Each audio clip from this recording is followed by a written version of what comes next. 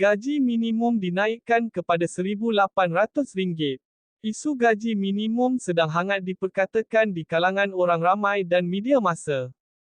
Menteri Sumber Manusia, V. Sivakumar berkata, kaedah baharu bagi pelaksanaan gaji minima akan dirangka bagi memastikan kebajikan setiap pekerja di negara ini terbela. Langkah ini selaras dengan matlamat rancangan Malaysia ke-12 untuk menjadikan masyarakat negara berpendapatan tinggi menjelang 2025. Kerajaan bakal naikkan gaji minima sehingga RM1,800.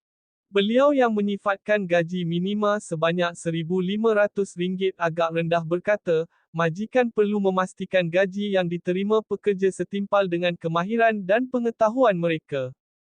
Dalam mesyuarat kabinet nanti, kita cari kaedah baharu untuk tetapkan gaji pekerja dalam negara, katanya kepada pemberita selepas sambutan Hari Pekerja 2023 bertemakan Pekerja Pemangkin Wadah Malaysia Madani di sini hari ini. Perdana Menteri, Datuk Seri Anwar Ibrahim ketika berucap pada sambutan itu berkata, isu pelaksanaan gaji minimum akan dibincangkan dalam mesyuarat kabinet bulan depan untuk mendapatkan penyelesaian, sekali dan untuk semua. Perintah gaji minimum berkuat kuasa 1 Mei. Perintah gaji minima dengan kadar minimum RM1,500 sebulan berkuat kuasa 1 Mei tahun lepas untuk semua sektor tanpa mengira wilayah bagi majikan yang menggajikan 5 orang pekerja atau lebih.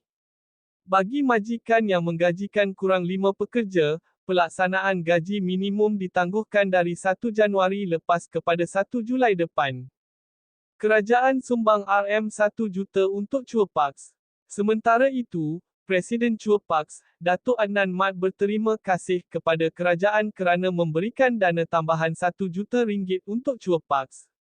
Terima kasih juga kepada kerajaan yang cakna dengan upah penjawat awam dari kalangan grade bawahan, katanya.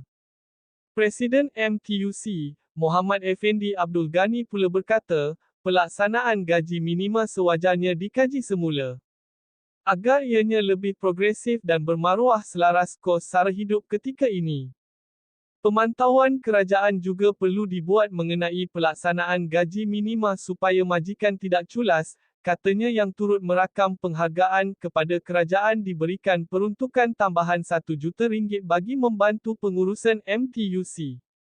Kerajaan bakal naikkan gaji minima yang baharu bermula RM1,700 sehingga RM1,800. Melalui pengumuman kerajaan berkenaan perancangan menaikkan kadar gaji minimum bagi tujuan membantu menjaga kebajikan para pekerja.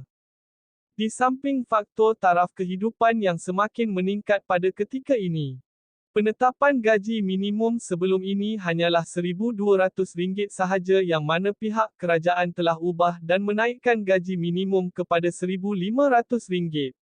Oleh itu, jika gaji minimum ditetapkan semula kemungkinan kadar kenaikan sebanyak RM300 yang mana telah digunakan sama seperti sebelum ini, yang menjadikan kemungkinan kadar gaji baharu adalah sebanyak RM1,700 sehingga RM1,800. Semoga usaha pihak kerajaan ini dapat direalisasikan dalam masa terdekat.